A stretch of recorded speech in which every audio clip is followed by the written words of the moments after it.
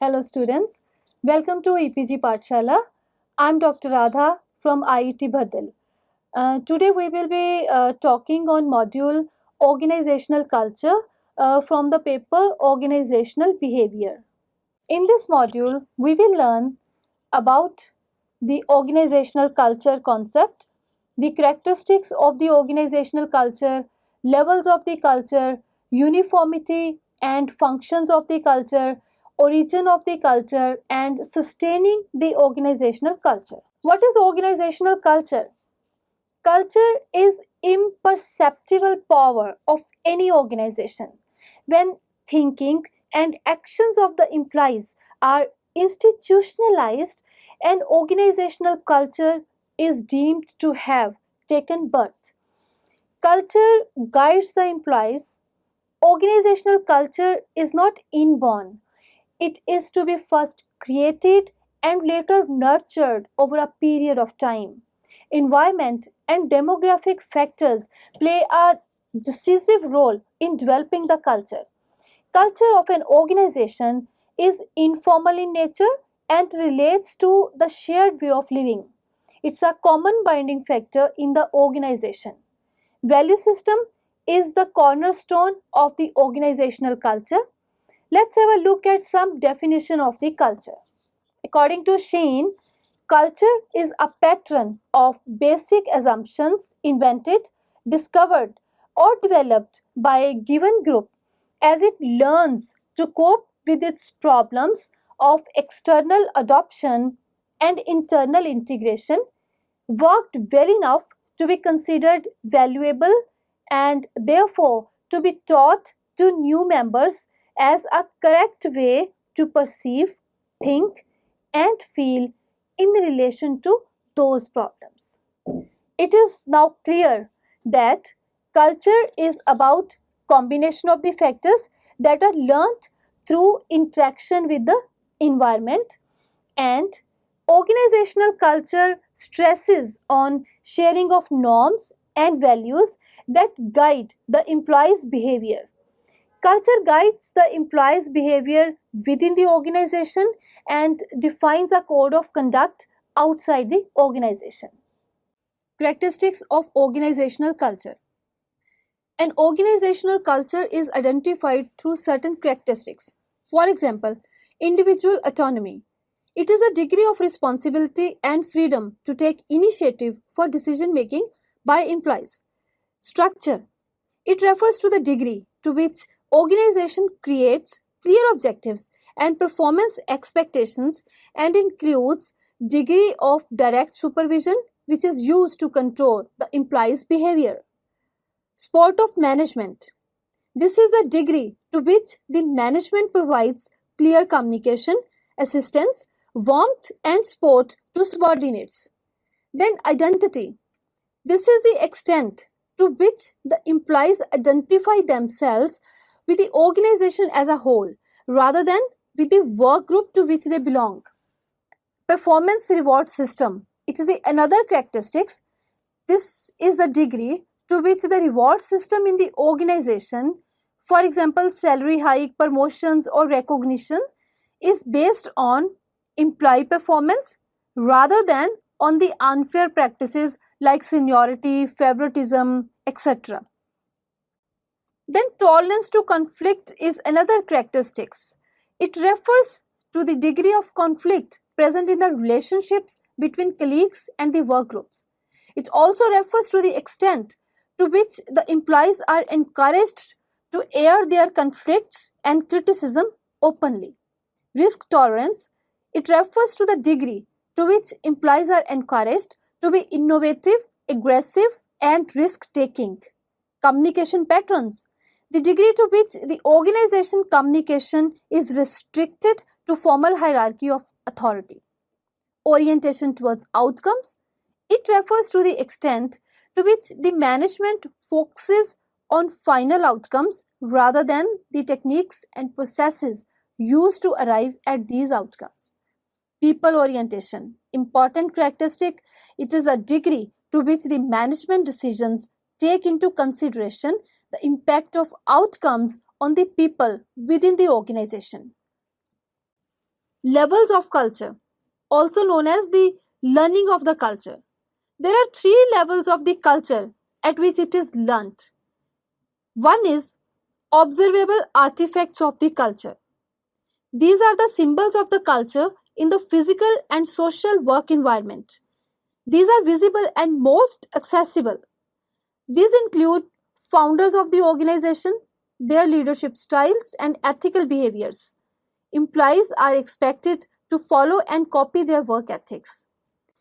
This also includes rites and rituals, which are the recurring activities that are used at certain occasions to inspire the actions and understanding of organizational members.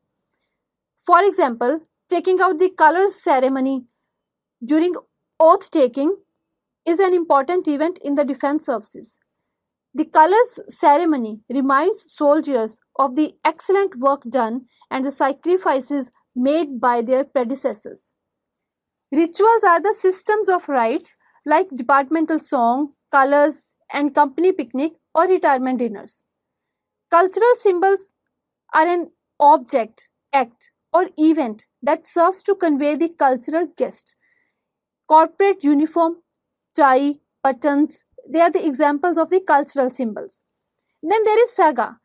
Saga or story. It is a laudable story of achievements. Sagas, also known as legends.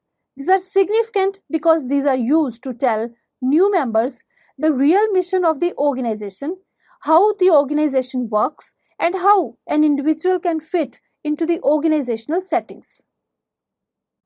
Then there are shared values. The values that can be terminal values that reflects the end state of existence, and instrumental values, the means to achieve terminal values. Being hardworking is an instrumental value and it may lead to the outcome of achieving solace. It is a terminal value. Shared values are inherent in the very spirit of the organizational culture. It helps turn routine activities into valuable, vital actions, bind the firm to the main values of the society that may provide a very distinctive source of competitive advantage. Values should be linked with the work. A person should feel that he is producing an umbrella that maintains the health of the society. He is not only working for the material gains but for the betterment of society. Therefore, an organization must build up a dominant and a lucid set of shared values so that an individual behaves in the manner which is in sync with the organizational philosophy. Then there are common assumptions. Common assumptions are fallout of shared value system and apparent artifacts of culture.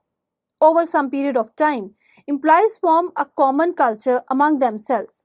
For example, in Bajaj Automobiles, every employee ensures to reach well in time to the plant because punctuality is a common assumption there and it is embedded in their organizational culture. Indians believe in truth and non-violence, so it is an assumption of our national culture. Now coming to the uniformity of the culture, it's commonly presumed that organization has a uniform culture throughout. It means that employees with different backgrounds interpret the culture in the similar way. But it's not always true. There have been different types of the cultures that have been identified so far. For example, dominant culture and subculture. A dominant culture is a set of core values shared by a majority of an organization's employees. Dominant culture helps to guide the day-to-day behavior of employees. A subculture is a set of values shared by a small minority of organization's members. In the subculture, core values of the dominant culture are retained but are modified to reflect the particular unit's situation. An organization must have a strong dominant culture.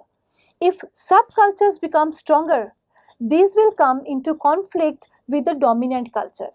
As a result, the dominant culture will become weak and the concept of shared behavior will no longer be effective.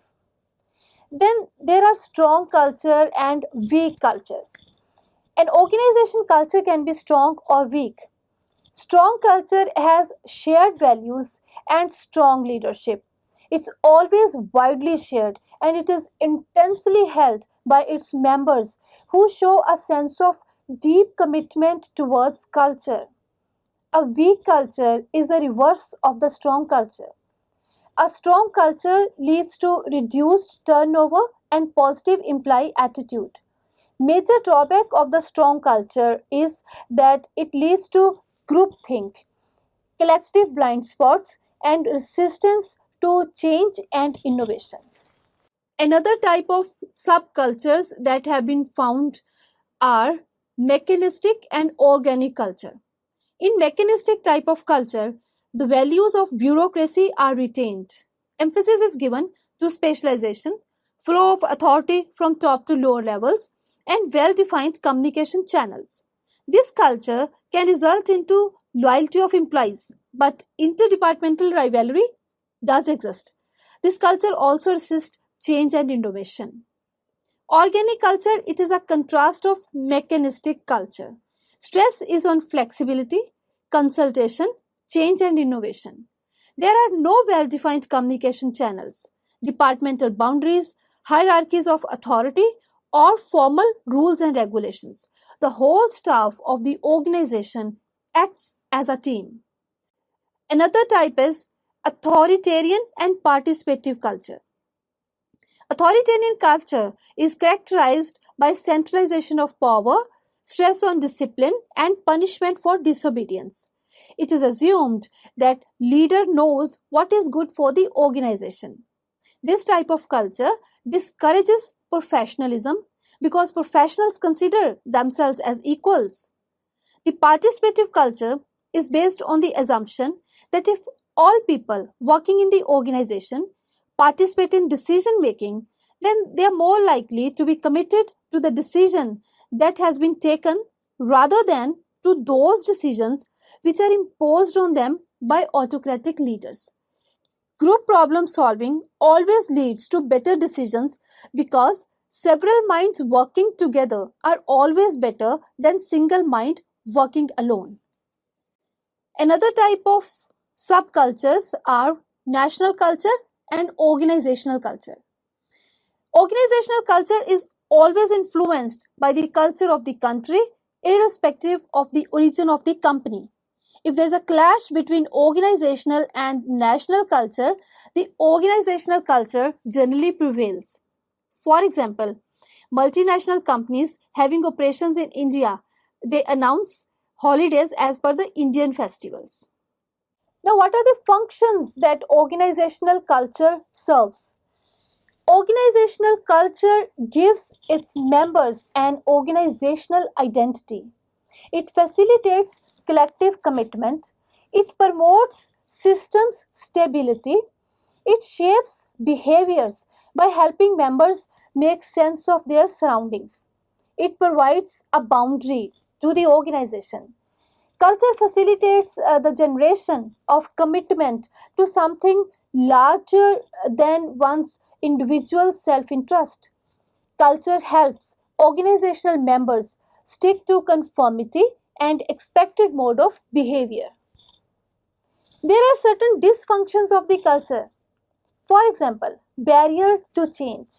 When the business environment is stable, the consistency of employees' behavior is an asset for the organization. But when the environment becomes dynamic, the consistent behavior becomes a problem as the employees try to resist the changes in the environment. Barrier to diversity. Strong cultures put a lot of pressure on employees to conform to the accepted values and styles of the organization. Strong cultures do not accept the fact that people from different backgrounds bring unique strengths to the company. And this proves to be a barrier in the diversity management. Barrier to mergers and acquisitions. In the recent years, cultural compatibility has become a primary concern during mergers and acquisitions. Strong cultures of the two merging companies create problems of acceptability of the other culture. Same is true of acquisitions. Origin of organizational culture. The vision of the founders and various functions of the organization create culture. The beliefs and traditions are the foundations of the organizational culture.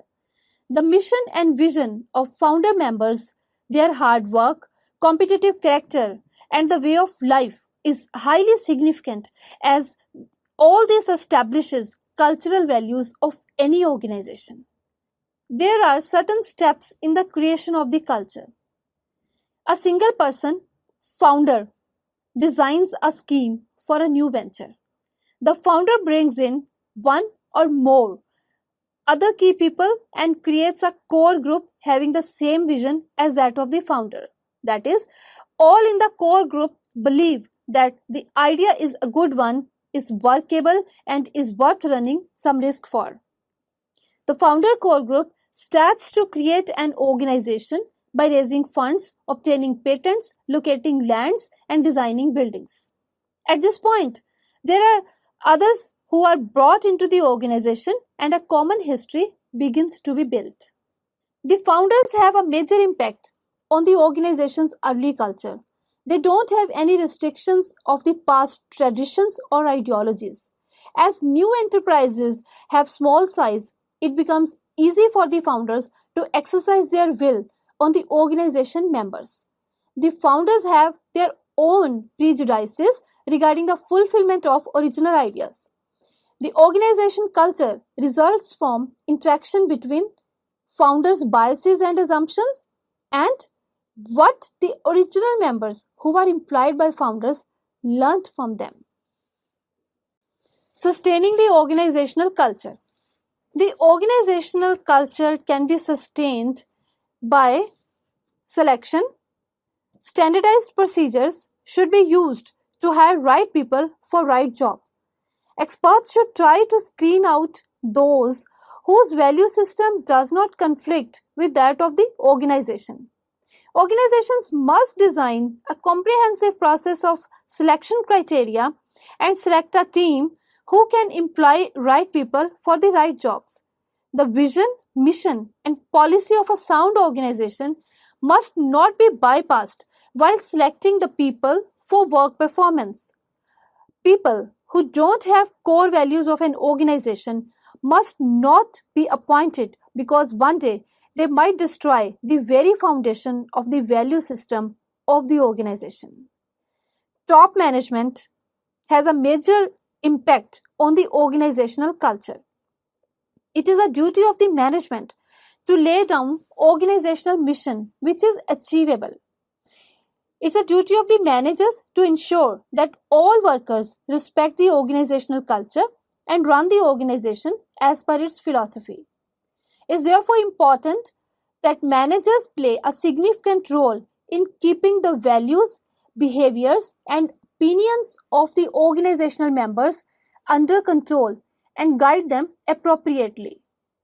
Leaders in the organization should pay continuous attention to maintain the established standards and send clear signals to all the members as to what is expected of them.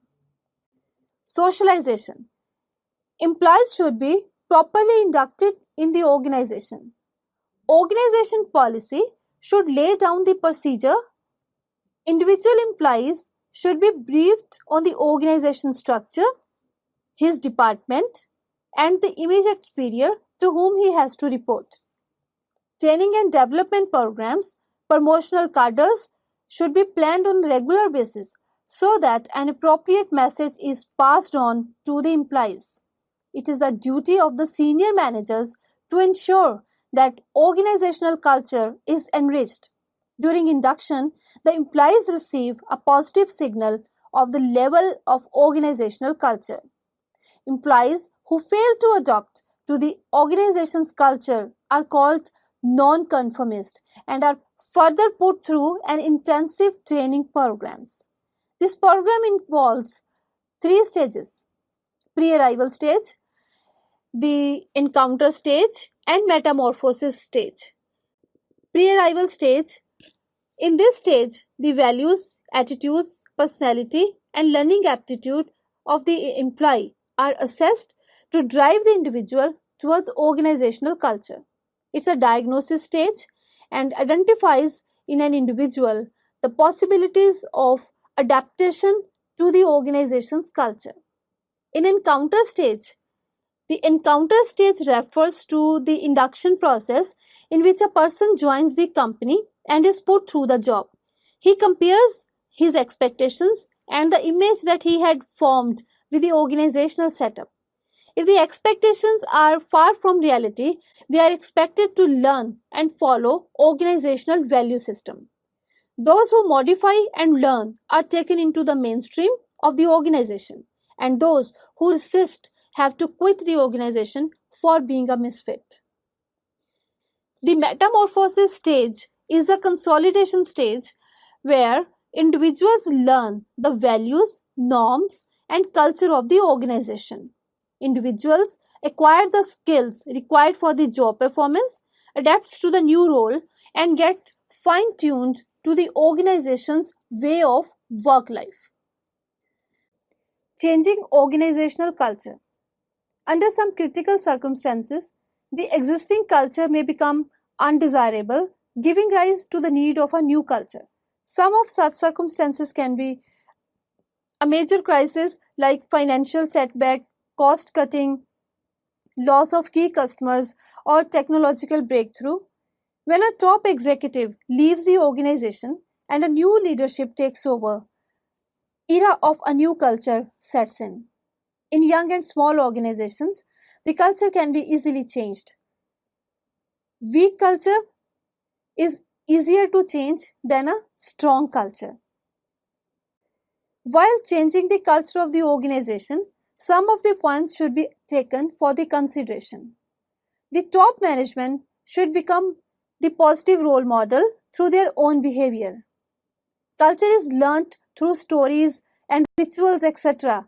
The old ones should be replaced by the new ones which are in vogue.